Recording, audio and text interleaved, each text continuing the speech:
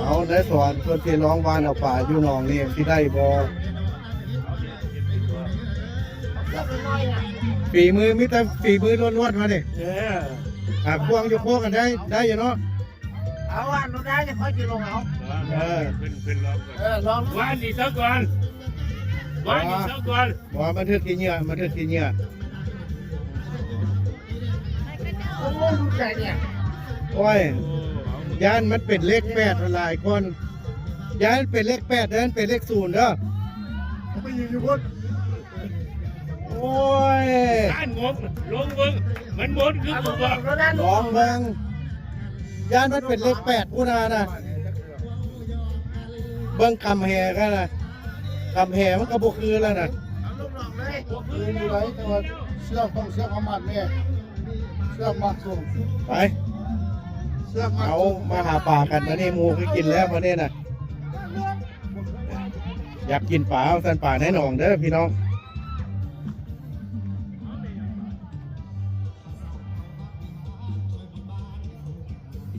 คุณจะพายเรือคุณดับไปบอมที่ล่ม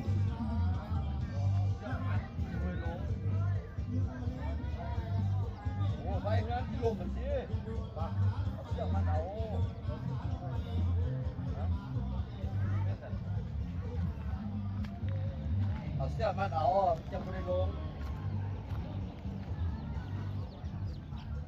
ยันคนได้ดำป่าอยู่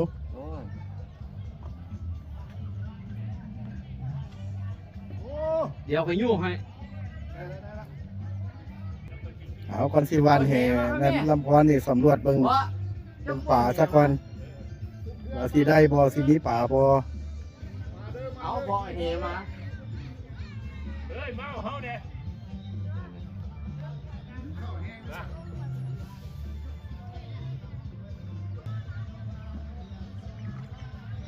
ยันคนได้ดำป่าอยู่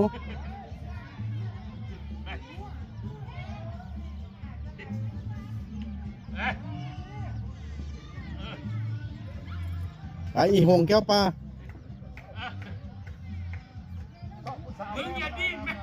อีหงแก้วปลาครับอัน4 พายเนี่ยมัน4 พายทินเพีย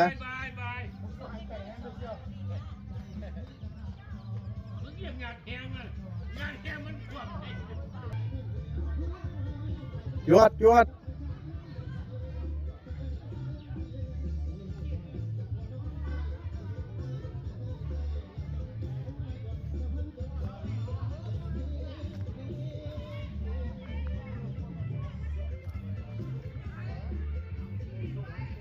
ฮึบ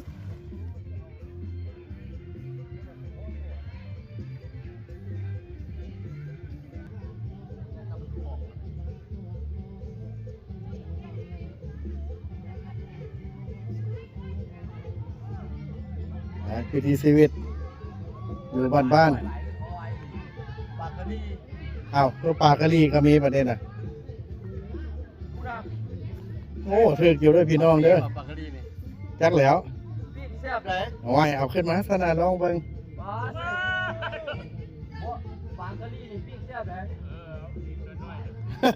ปลากะลีก็มีบาทเนี่ยน่ะ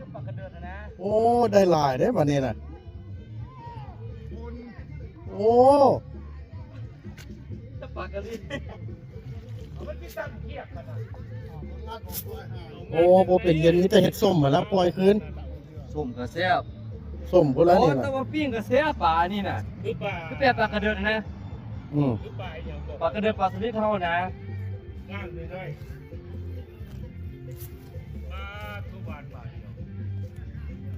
ปลาใหญ่บุตรบ่แล้วบ่ได้มันออกกระดูกกระพรโอ้ยเหมือนปวดที่บ่เดี๋ยวมันปิ้งให้กินปลาต้องเสียบน่ะไฟแห้งๆเนาะหน่อยนึงเจ้าว่าได้บ่เสียบปลานี่เสียบเด้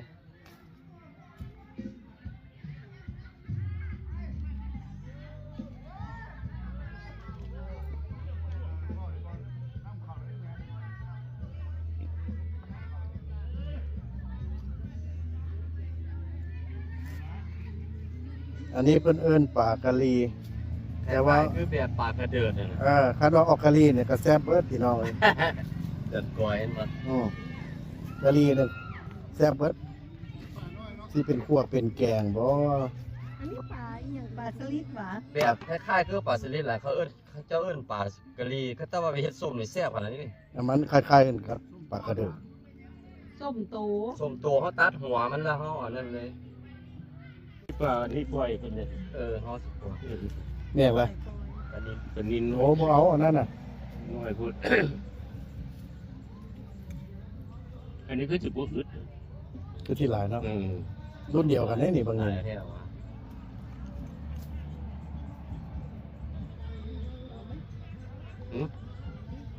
เอาปะปิ้งวะ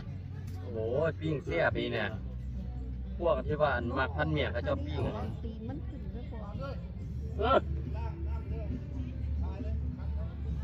อ มันต้องไปเอาล่างน้ำก่อน วิถีชีวิตอยู่ ได้แตะปลากะลีเนี่ย บ้านนอกชนบทก็พระเจ้าก็มีหมัดทุกอย่างหนองปูหนองปลาหญ้าปลาหญ้าปลาก็ว่านแหลุงกินอยากหมูอยากงัวเขาเจ้าก็มีหมัดฟาร์มแบะฟาร์มไก่ฟาร์มเป็ดฟาร์มงัว อันนี้เนี่ย อยู่แบบพอเพียง ได้ทันมันบ่เนาะลองมาวาดดูวาดบาทหนึงไหมเอามาวาดบาทหนึงแล้วสิวาดบาทหนึงแล้วก็พอ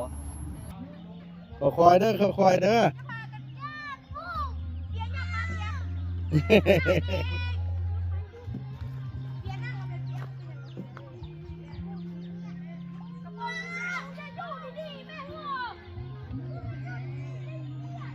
นั่งดีๆนั่งดีๆบูดินเด้อเอาเด็กน้อยข้าเจ้าค่ะม้วนไปตามภาษาเด็กน้อยในพายเฮียลินตัวใหญ่ก็นั่งซุ่มแซวกัน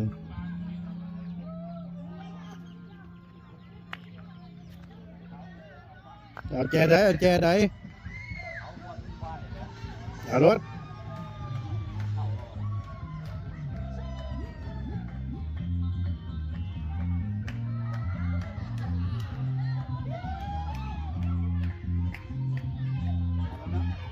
รถ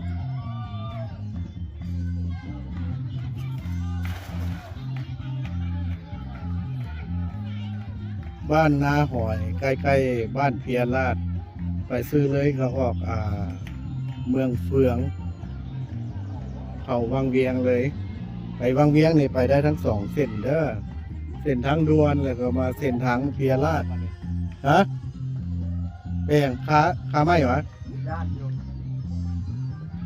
วันแล้วเจ้าของเพิ่นว่าสิลงให้ว่าซะเด้ บ่ได้แล้ว โอ้ตึ้งแล้วบ่ ตาแล้ว บัดนี้จะว่าค้าไม้บัดนี้น่ะ ของขาต่อแล้ว ว่าเห็นเด็กน้อยพูดมันจะเดียวกันวะ ขาแล้ว แล้วต้อง นี่น้ำกระดาษจะมือกระดาษ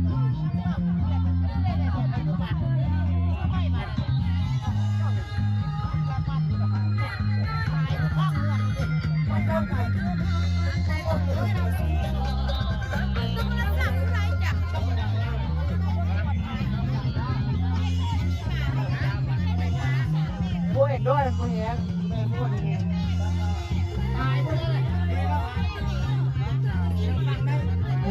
มีแต่แบบนี้แหละวิถีชีวิตบ้านเขามีแต่มวลกับมวล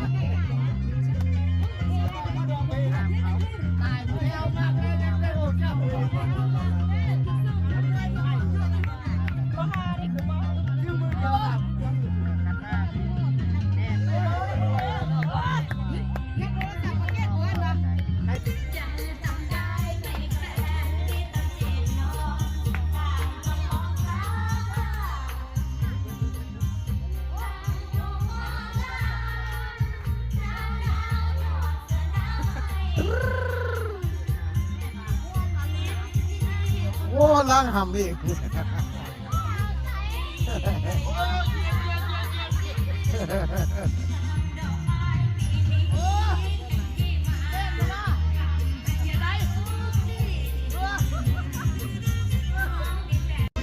โอ้พอ อดีไอ้โจ้แคนาดากำลังมาบัดนี้น่ะกำลังมา เอามาฮอดก่อนเพื่อตามมาน้ำหลัง คือเขาทำนะเนาะ บัวไก่บัวไก่ น้ำตาหล่นบนน้ำบัตรคาราโอเกะ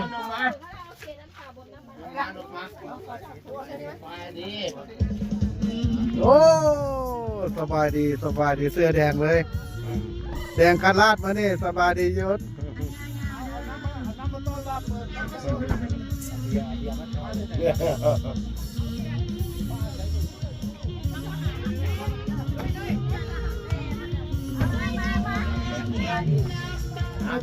เพื่อนมีของฝากน้ำแก๊สหนึ่งให้ได้กินโจ้ไข่เลยไข่แซนเลย มานั่งนั่งนั่งนั่งนั่ง มานั่งได้ไหมได้เปิดที่ ดีแล้วพอดีแล้วนั่งนี่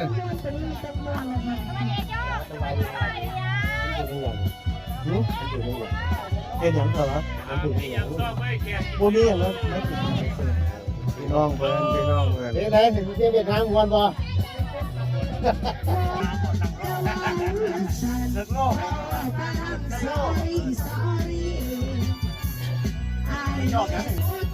ใครมาดิวะ เอาบุญนั้นไปเครื่องว่ะทำแยกไปเครื่องนั้น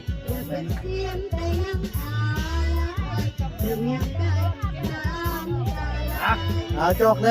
แรกแห้งมันจอกแรกแห้งมันโดน คือว่าเป็นที่จองแรกแค่มาเนี่ย คนละที่เมาแล้วเจ้ามันพันกว่าเด้อ นี่ได้แล้วปลาคอนี่นะปลาคอธรรมชาติเลี้ยงอยู่แต่ว่าข้าเจ้าไม่ได้เครื่องว่าหามฮะบ่ได้เลี้ยงใช่ไหมเอาแต่น้ำก่อนแต่น้ำให้มันล้างดีๆก็ปีใส่เกลือ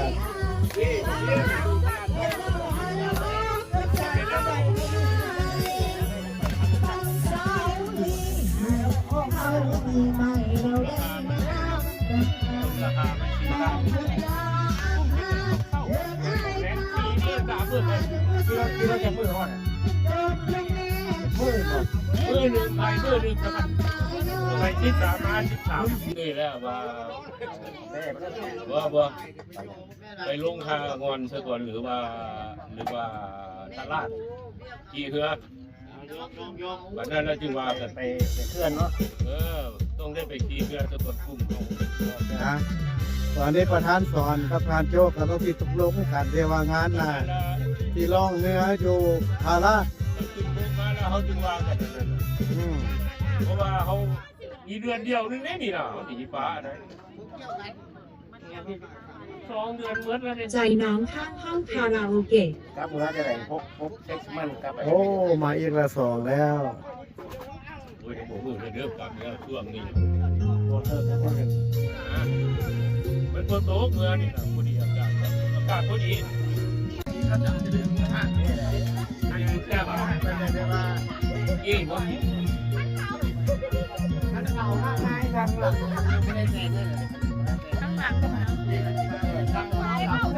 เอางานนี้คือสิบโมเลิกง่ายหมูตัวนึงก็ผ่านไปแล้วบาทนี่ก็ได้กินป่าปิ้งป่าคอมาบางทีมาตอนที่เลิกลากันลาบไก่งวงก่อนที่กลับบ้านไอ้น้องมาแซวกันโดนเห็นกันแล้วนึงจะเรียกว่ามีรายการเกิดขึ้นนี่ยังไงกินกันไปเบิด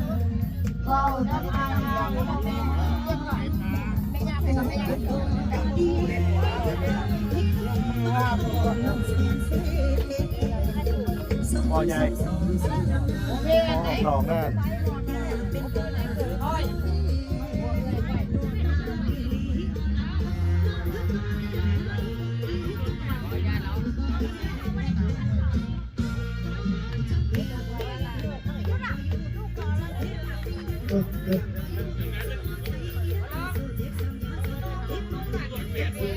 คนจะเข้าจับทุกคนระบิดน้ำกันมัน โอ้นี่ได้แล้วครับลูกครับปีปะฝาโอ้บ่ได้แข่งกันแล้ว จับดี โอ้บ่ได้ ๆเอา บ่แขนบ่ได้เบื้องนี้พวกมึง ต้องใส่ผ้าเนาะผ้าซอทั้งสองแกมแล้วจะค่อยบิดเดี๋ยวนี้ก็บ่ได้แล้วเนาะต้องได้ฟาดมันก่อนนะมั้งมึงดูอ่อนโอ้พอดีได้นี่พี่น้อง2 เม็ดบาทเดียวดู แก พอดีย แก ำพอดียำฮะ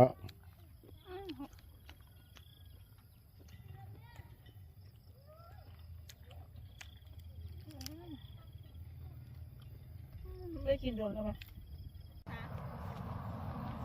นี่งัวนี่ก็หูจักได้พี่น้องฮอดมือแรงมาก็เข้ามาบ้านนี่ยางมาจะพูนเข้ามาแรงเอง เจ้าของบ่อได้ไล่มา ทุกมือแรงมาก็เข้ามารถมาเดินบ้านตัวเอง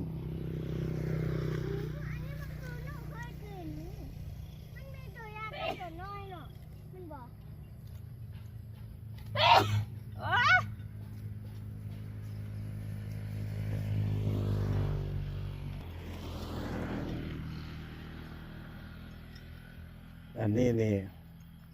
ถุงยางเขาเจ้ามัดไปตามแคมทางนี่เขาบอกว่าความหมายเนี่ยเลยที่เป็นหัวเขาแมนหรือว่าเฮ็ดกันบ่ให้งัวเขาคือว่าแนวใดนี่แหละเนี่ยเขาเจ้าจะมัดเอาหัวหยึงขอโทษเราผิดเอาเล็กลวดเฮ็ดเป็นหาวแล้วก็มัดถุงยางใส่ขาจำพานไปฮอดพุ่นน่ะคือที่แมนบ่ให้งัวควายนี่ลงน้ำบ่เรียกว่าเป็นไปบ่ได้แนวนี้งัวกับควายกับบวกนี่มันเป็นของคู่กันอยู่แล้ว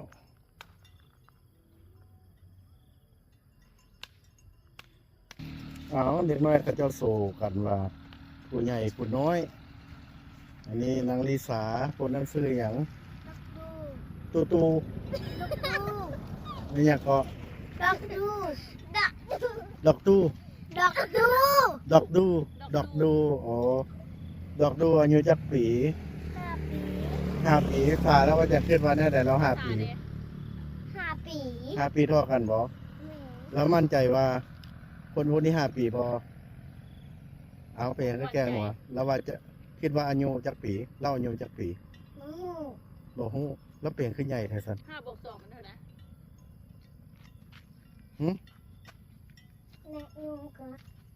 ฟังก่อน บ่ตอบซ้ำย่างหนีซ้ำบัดเนี่ยนะดอกดู น้องน้อยเพิ่นเอิ้นว่าซื้อเพิ่นว่าดอกดูหัวสารบ่ฮู้ซื้อถามแล้วสัมภาษณ์เราดู ก็หาอยู่โลแล้วเมื่อกี้เราขับรถ เดี๋ยวนี้เราเข้าเรียนอยู่ไสถามแล้วเพิ่น เขาเรียนอยู่แสน โรงเรียน โรงเรียน เหนือ โรงเรียนซื้อหยังโรงเรียนหยัง โรงเรียนก็เรื่องโปเกียม ดอกดูเข้าอยู่ปอใด โปเกียมหนึ่งนุ่มด้วยค่ะโปเกียมหนึ่งโปเกียม ปอนี่ก็ อนุบาล โอ้อนุบาล3เนาะนี่คันอนุบาล 3อันนี้ได้ไป นิสาเด้ อนุบาล 3 จบแล้ว อนุบาล3จบแล้ว โรงเรียนอยู่ไส โรงเรียนอยู่ต้นกล้า ต้นกล้าอยู่บ้านไหน เชียงด่า เอาจบแล้วยัง จบแล้ว จบแล้ว จบแล้ว ขึ้นป .1 หาขึ้นป .1 เด้อ โอเค เดือน9พุทธเสมอเดือน9สายกับของเหียน โอเค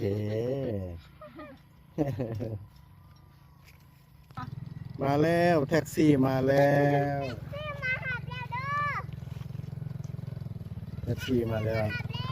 เราก็ได้มาฝางเป็นที่เรียบร้อยมาฝางเรากลับมาลินไหมนี่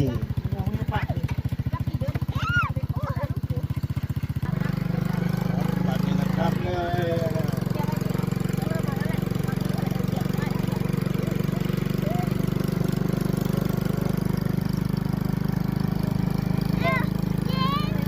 โอ้ยยา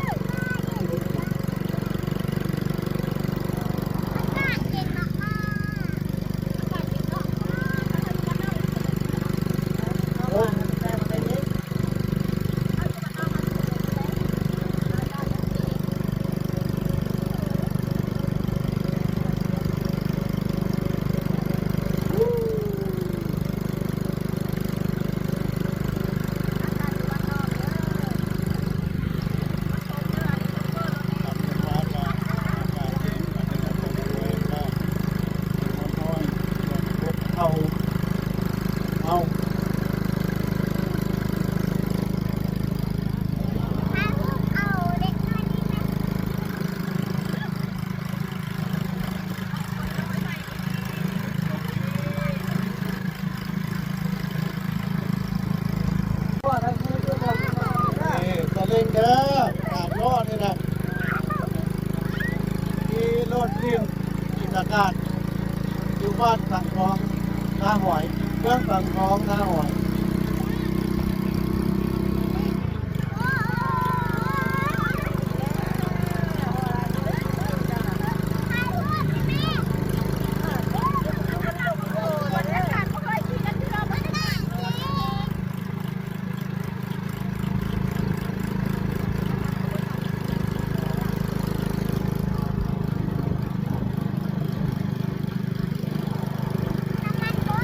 ว่าน้ำมันเบิกจังเลยมันก็ได้ยางเลยดอกน้ำมันเบิก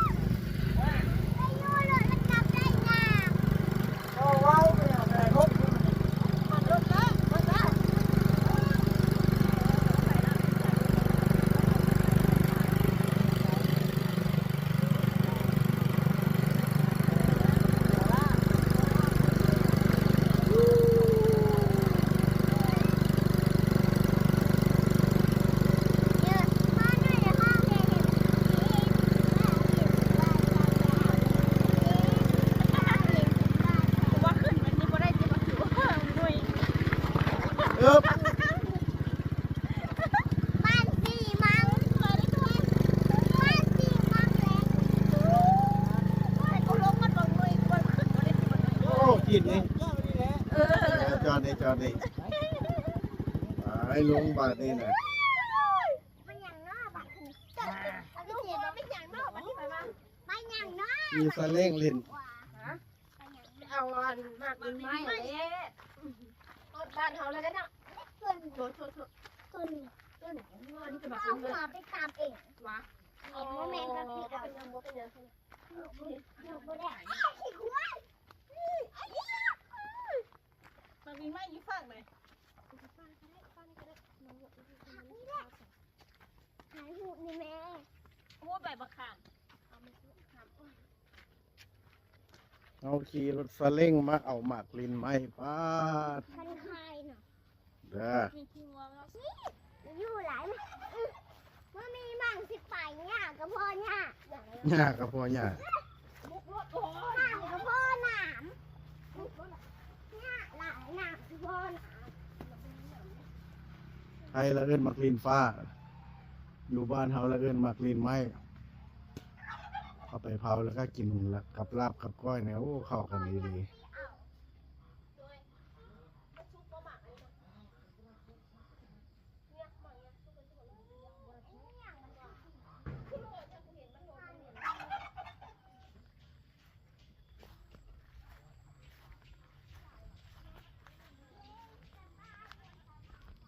เย็นสบายเย็นสบายสาวนา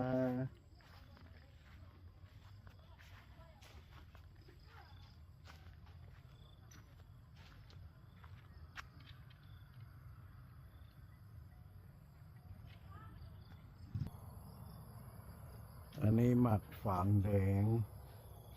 พอดีเป็นตะกินทุบออกคนละเบื้องแล้วก็บิดหน่อยนึงก็โลจากเลยแล้วปะนี้นะ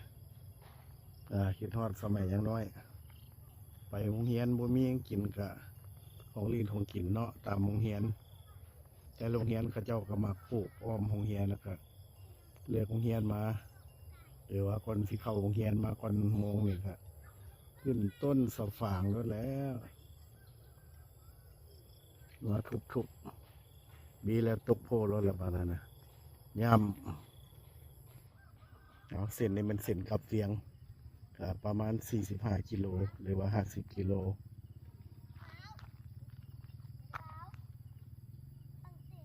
เส้นกับคืนแล้วมันเข้าไปเพียราชบ้านเพียราชแล้วก็ลงขึ้นไปเมืองเฟืองแล้วก็บ่แม่นเมืองเมืองแล้วก็เมืองเฟืองแล้วก็พวกละลัดเข้าวังเวียงเพิ่นก็ได้บัดนี้นะ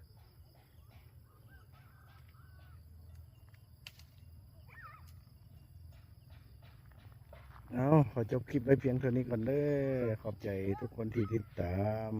บ๊ายบาย